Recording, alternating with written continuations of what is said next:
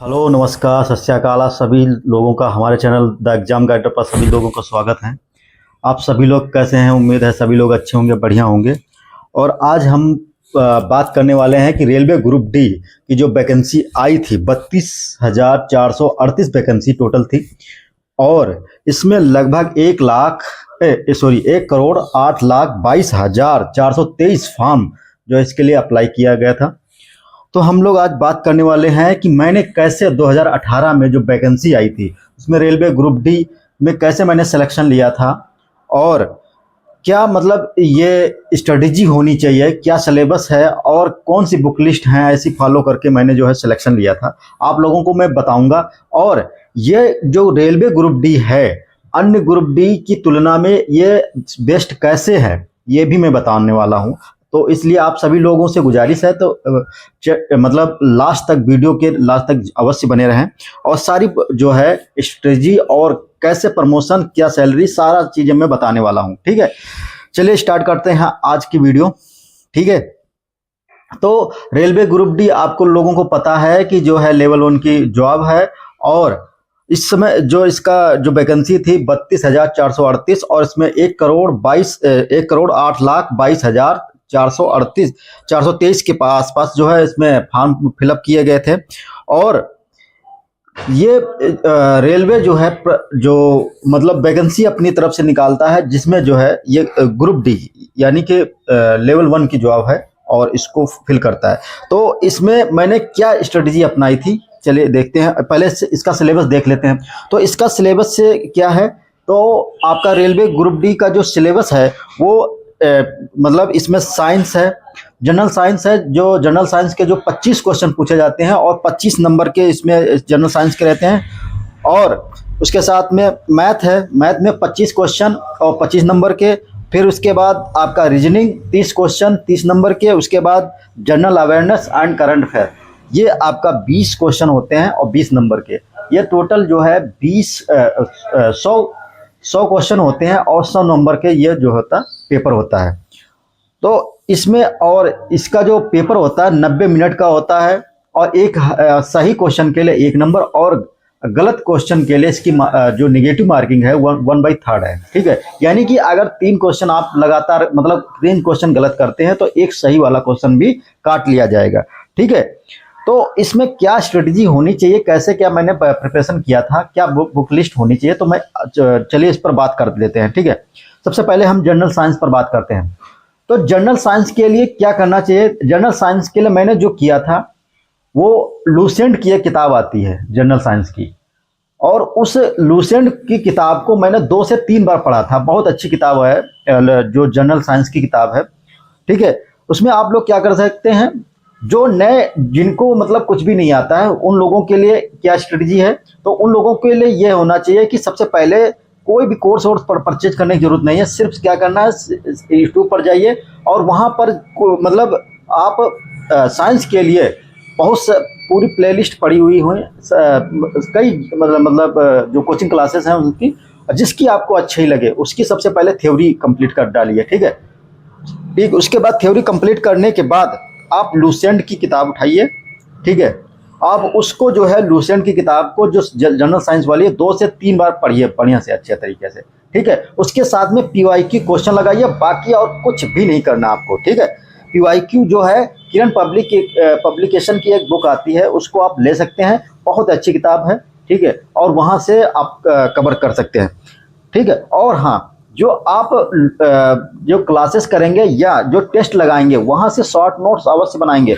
छोटे छोटे जो चीज़ें हैं वो पॉइंट, जो एक कॉपी ले लीजिए, उस पर जो है वो नोट्स आप नोट्स बनाते जाइए। ठीक है, जो आपको अच्छा लगे पॉइंट, हाँ ये अच्छा है, उसको नोट कर लेना। ठीक है, और उसको रिवीजन करना है। उसके बाद आप आ जाइए। और हाँ, एक साइंस के लिए एक है सर नीरज सर करके हैं, और जो फिजिक्स पढ़ाते हैं बहुत अच्छे पढ़ाते हैं। आप वहाँ से फिजिक्स उनकी कंप्लीट कर सकते हैं, बहुत अच्छी मतलब पढ़ाते हैं। ठीक है, और उसके बाद आप आ जाइए मैथ पर।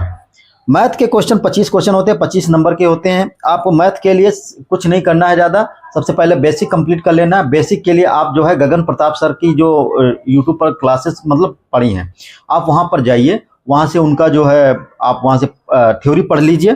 थ्योरी पढ़ने के बाद या अगर वो उनको भी पढ़ सकते हैं, या एक साहिल खंडवाल करके हैं, वो भी बहुत बढ़िया रेलवे के लिए उन्होंने मैथ पढ़ाई है, तो वहाँ से आप रेलवे के लिए मैथ पढ़ सकते हैं। फिर उसके बाद क्या कर सकते हैं, उसके बाद आप पीवाईक्यू, सीधा कुछ ना कीजिए, आप पीवाईक्यू जो है पिछले साल के जो क्वेश्चन है आप वो किताब ले लीजिए। किरण की भी आती है या अन्य कोई पब्लिकेशन की, या गगन प्रताप सर की ही किताब है, जो उन्होंने एक बुक दी है, बहुत अच्छी किताब है, उसको आप परचेज कर लीजिए। उसको आप 2 से 3 बार क्वेश्चन उसके जो है लगाइए, ठीक है, और कुछ ज़्यादा नहीं करने की ज़रूरत है। उसके बाद फिर आ जाइए आप जनरल इंटेलिजेंस रीजनिंग के लिए। रीजनिंग के 30 क्वेश्चन 30 नंबर के होते हैं, ठीक है। आप रीजनिंग के लिए क्या कर सकते हैं, रीजनिंग के लिए आप अगर बेसिक कंप्लीट नहीं है तो यूट्यूब पर डालिए, बहुत से रीजनिंग के टीचर हैं, अच्छे से अच्छे जो है रीजनिंग आपको सिखा देते हैं।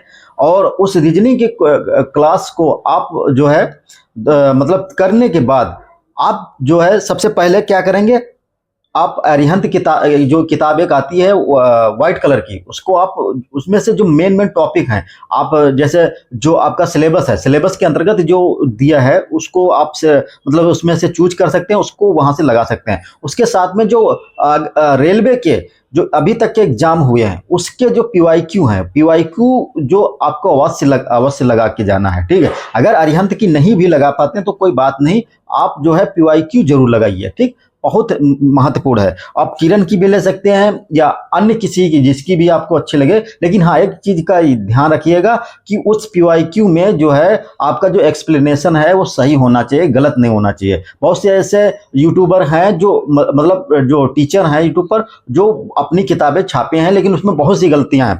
उस चीज को आपको अवॉइड करना है, वरना वो भी गलती आप जो है परीक्षा में करेंगे, आपके मार्क कटेंगे और आपका सिलेक्शन नहीं हो पाएगा, ठीक है। इस चीज पर विशेष ध्यान रखिएगा। मेरे हिसाब से ऑथेंटिक किताबें ही पढ़नी चाहिए, ठीक है। तो उसके साथ में फिर उसके बाद आप आ जाइए जनरल अवेयरनेस, ठीक है, जनरल अवेयरनेस और करंट अफेयर।